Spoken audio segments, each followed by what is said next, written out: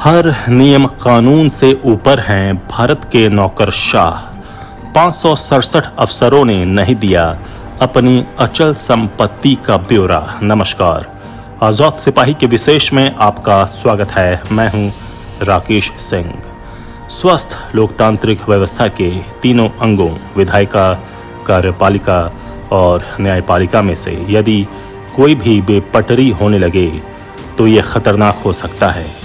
झारखंड में अक्सर नौकरशाही के बेलगाम होने की खबरें सामने आती रहती हैं, लेकिन इस बार मामला थोड़ा गंभीर हो गया लगता है।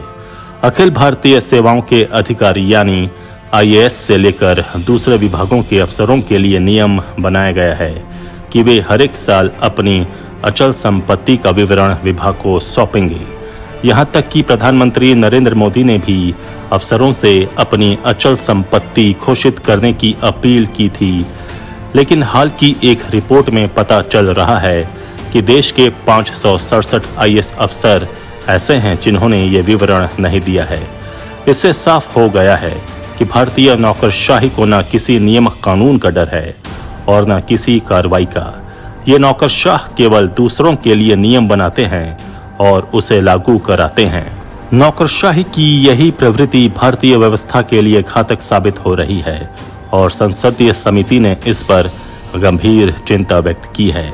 ऐसे बेपरवाह नौकरशाहों के खिलाफ कड़ी कार्रवाई अब जरूरी हो गई है, लेकिन सवाल फिर वहीं आकर रुक जाता है कि यह कार्रवाई कौन करेगा। नियम कानून के प्रति भारतीय नौकरशाहों की इस बेपरवाही पर आजाद सिपाही के विशेष संवाददाता राहुल सिंह की विशेष रिपोर्ट।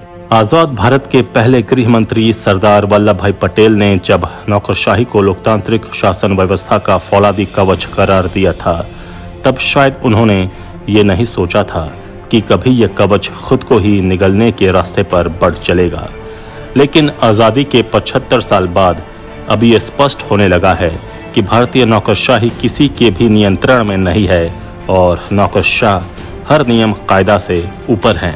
ये बात संसद की एक स्थायी समिति की रिपोर्ट से साबित होती है। इस रिपोर्ट के अनुसार देश में अखिल भारतीय सेवाओं के 567 अधिकारी ऐसे हैं जिन्होंने अपनी अचल संपत्ति छिपा ली है। इन अधिकारियों ने अचल संपत्ति रिटर्न IPR दाखिल नहीं किया है। प्रधानमंत्री नरेंद्र मोदी ने 2017 में अखिल भारतीय सेवा के अधिकारियों से IPR दाखिल करने की अपील की थी। इसका भी लोक सेवकों पर कोई असर नहीं हुआ।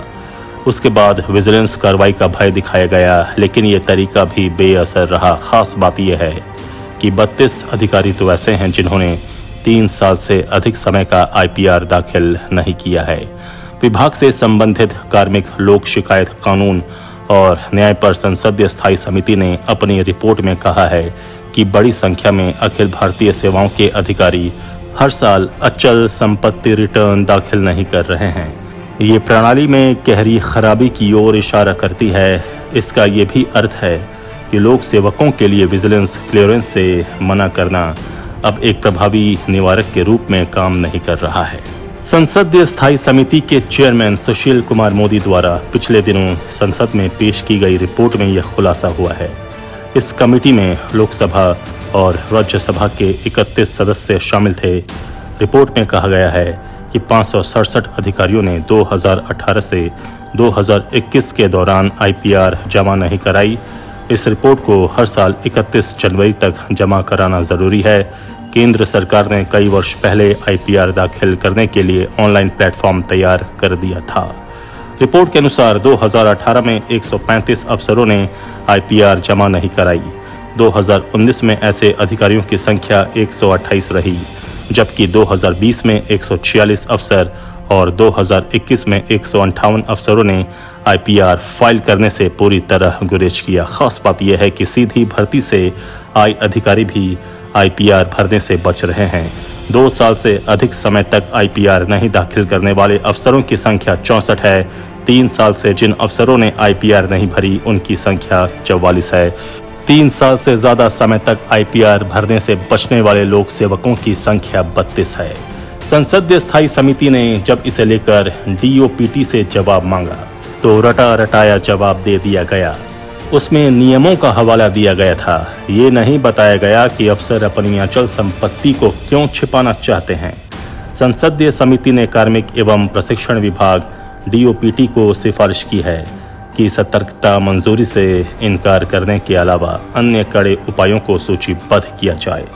इन उपायों को उन अधिकारियों के खिलाफ इस्तेमाल किया जाए जो निर्धारित समय सीमा के भीतर वार्षिक अचल संपत्ति रिटर्न दाखिल करने में विफल रहते हैं। DOPT ने अपने उत्तर में कहा है कि अखिल भारतीय सेवा आचरण नियम 1968 के अनुसार प्रत्येक लोक सेवक के लिए अचल संपत्ति के संबंध में पूर्ण विवरण देना अनिवार्य है।